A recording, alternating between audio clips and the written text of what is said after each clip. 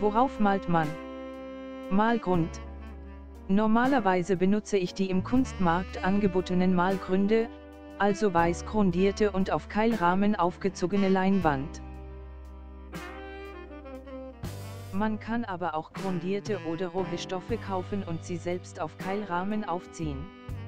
Das finde ich eine schöne handwerkliche Herausforderung. Im Fachhandel gibt es dazu Keilrahmen und Holzkeile, welche man rechtwinklig zusammensetzt. Auf der Vorderseite haben sie einen kleinen erhöhten Steg, damit die Leinwand nicht direkt auf dem Holz aufliegt. Die Leinwand wird auf der Rückseite mit einem Tackergerät festgenagelt. Ein Beispiel zeige ich im unten angegebenen Video. Im Fachhandel gibt es auch Malkartons mit einer Leinwand oder einer anderen Textur als Oberfläche. Sie sind leicht und für kleinere Formate sehr gut geeignet und bereits grundiert. Bei Papier nutze ich gerne einen Anstrich mit Acrylweißlack, welchen ich mit einer Schaumstoffrolle aufbringe. Dazu verwendet man ein festeres Papier, zum Beispiel 300 Gramm, damit es im feuchten Zustand nicht wellig wird.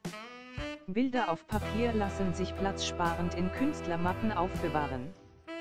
Zur Präsentation habe ich zumeist einen Passepartout geschnitten und einen Glaswechselrahmen verwendet. Für Pastellfarben gibt es spezielles Kartonpapier, welches wie ein feines Schmirgelpapier aussieht und das Pulver gut aufnimmt. Man kann, sagen wir mal, bis zu 3 jeweils deckende Farbaufträge aufbringen, dann ist das Fassungsvermögen des Kartons zu Ende. Grundierung. Bei Acryl erwähnte ich bereits den Weißlack als Grundierung für Papier. Das geht im Prinzip auch bei einer Leinwand und ich habe das schon oft angewandt, um ein Bild, das mir nicht mehr gefiel, zu übermalen. Vor kurzem habe ich eine mir noch unbekannte Grundierungsmethode für Rohleinwand kennengelernt, Dispersionsfarbe auf Acrylbasis. Diese Farbe verwendet man hauptsächlich zum Anstreichen von Tapeten. Es gibt sie in Weiß, aber auch Abtönungen sind im Baumarkt erhältlich, mit welchen man durch Zumischen eine pastellfarbene Grundierung erreicht. Für eine rohe Leinwand gibt es Gesso, eine auf Acryl basierende Flüssigkeit. Diese Grundierung ist bestens geeignet für Acryl- oder Ölmalerei. Am besten streicht man die auf Keilrahmen aufgezogene Leinwand. Vorsicht bei größeren Formaten, durch die hohe Feuchtigkeit ergibt sich eine große Spannung und der Rahmen kann sich leicht verziehen, vorher also den Rahmen gut fixieren. Übermalen. Hin und wieder habe ich schon eigene alte Bilder gefunden, welche mir nicht gefallen haben. Manchmal weist die vorhandene Bemalung eine starke Textur auf, welche unter dem darauf zu malenden Bild störend wirkt. Es gibt mehrere Methoden, damit umzugehen, hier einige davon. Erstens, abschmirgeln, das ist mühsam und staubig und man muss aufpassen, wenn man auf den Malgrund kommt, diesen, zum Beispiel die Leinwand, nicht zu beschädigen. Nach dem Schleifen kann man neu grundieren oder noch eine dünne Schicht Spachtelmaße, beispielsweise Leichtstrukturpaste von Guardi, auftragen, bevor man mit der neuen Bemalung beginnt. Zweitens, Struktur auftragen.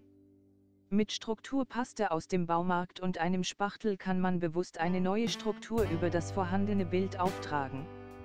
Nach der Trocknung kann man als Kontrast schwarze Farbe über die gesamte Fläche auftragen. Danach mit Schaumstoffroller und ganz wenig Druck weiße Farbe aufrollen, so dass die dunkle Farbe darunter noch an vielen Stellen sichtbar bleibt. Nun kann das neue Bild gemalt werden. Durch die Struktur darunter ergeben sich sehr interessante Effekte. Drittens, Zeitung aufkleben. Bild mit Tapetenkleister bestreichen, Zeitung aufkleben und leicht zerknüllen. Nach der Trocknung mit Weißlack grundieren. Das ergibt einen sehr interessant strukturierten Hintergrund für ein neues Bild. Mein Vorschlag: Besorge dir vom Baumarkt eine Dose matten Acrylweißlack und einen Schaumstoffroller, ca. 10 cm breit. Damit kannst du für Acrylmalerei eine schöne Grundierung auf festem Papier oder einer kleineren Holzplatte herstellen. Wenn du schon mal dort bist, kannst du auch die Lösung mit der Spachtelmaße und einem Spachtel aus dem Baumarkt ausprobieren.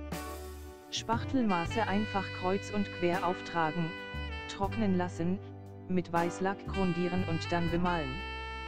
Den Spachtel kannst du dann in meinem nächsten Video über die Werkzeuge wieder verwenden.